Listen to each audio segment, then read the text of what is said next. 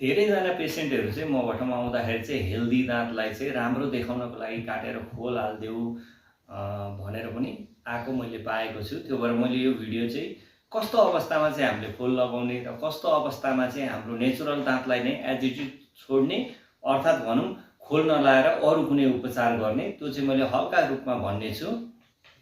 नमस्कार, म चाहिँ डाक्टर विप्लव अधिकारी, पेशाले दन्त चिकित्सक।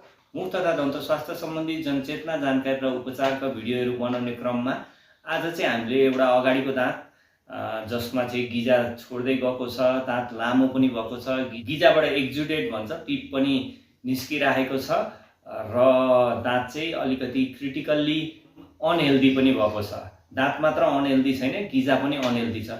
यो कन्डिसनमा चाहिँ हामीले गरेको ट्रिटमेन्ट चाहिँ मैले सम्पूर्ण तपाईहरुलाई स्टेप बाइ स्टेप देखाउने छु। यो दाँतमा चाहिँ के समस्या छ म एकचोटि भन्छु। दाँत हल्ली पनि रहेछ, दाँत लामो भएको छ छेउको दाँत भन्दा है, दाँतको गिजा पनि माथि सरेको छ, दाँत अगाडि आएको छ अरु दाँत भन्दा।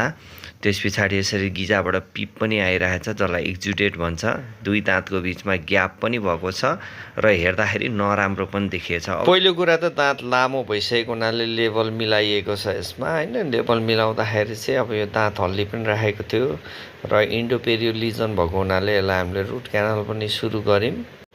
रुट क्यानल ट्रिटमेन्ट अर्थात् आरसिटी सकिएपछि यो दाँतको गिजा पनि अलिकति माथि आयो। हामीले डिप क्लिनिङ पनि गरिसकेका थियौं र त्यसपछि दाँतको मोबिलिटी पनि कम भएको छ। मोबिलिटी कम भएपछि चाहिँ हामीले के गर्यौं भने यो दाँतलाई चाहिँ अब छेउको दाँतलाई चाहिँ खासमा क्राउन हाल्नु पर्ने थिएन, तर ग्याप ठुलो थियो र एउटा ठुलो दाँत हाल्दा अगाडिको नराम्रो देखिन्छ भनेर दुईटा दाँतमा चाहिँ इम्याक्स वाला खोल हाल्यौं।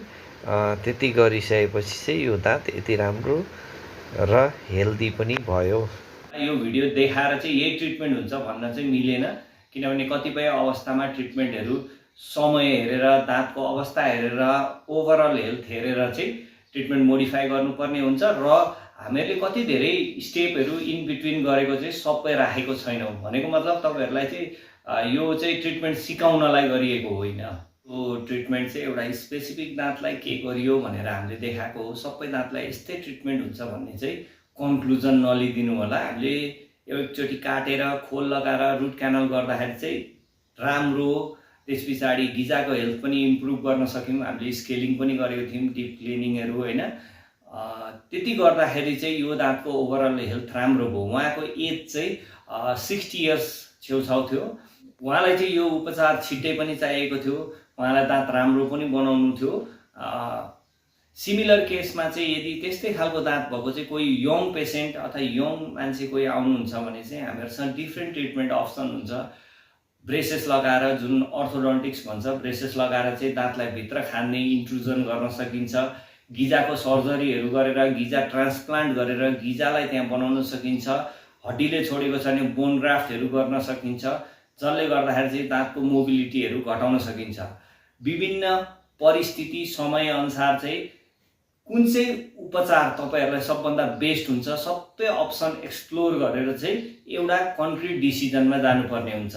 हामीहरु बजारमा गएर एकजोड लुगा किन्दा, तरकारी किन्दा त चार ठाउँ बुझेर कुन चाहिँ हेल्दी छ, कुन चाहिँ राम्रो छ, कुन चाहिँ सस्तो छ, सबै कुरा बुझ्छौं अनि मात्र गर्छौं भने हामीहरुले दन्त स्वास्थ्यमा चाहिँ लापरवाही गर्नु भएन, हतार हतार गरेर उपचार गर्नु भएन।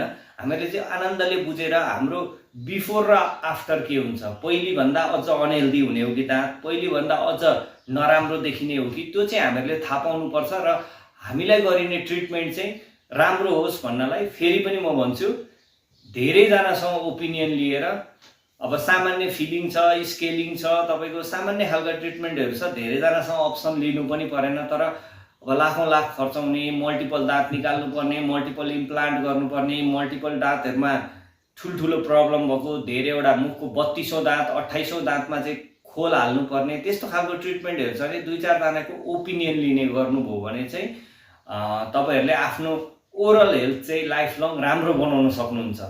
उपचार गर्दैमा कुनै चीज नजानिकन अथवा भनौं नचाहिने उपचार गरियो भने त्यो अवस्थामा चाहिँ त्यसले चाहिँ पछि झन् समस्या दिन सक्छ। म एक दुईवटा भनौं यस्तो खालको गलत उपचार भएका भिडियोहरु पनि साइडमा स्क्रोल गर्नेछु। तिनीहरूको बारेमा पनि म पछि भिडियो बनाउने नै छु। आशा छ तपाईँहरूलाई यो प्रस्तुति राम्रो लाग्यो होला।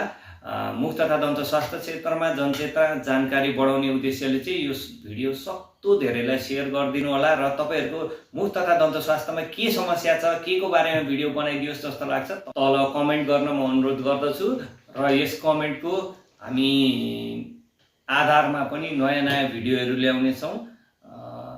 भिडियो पुरा हेरिदिएर साथ दिनुभएकोमा धन्यवाद।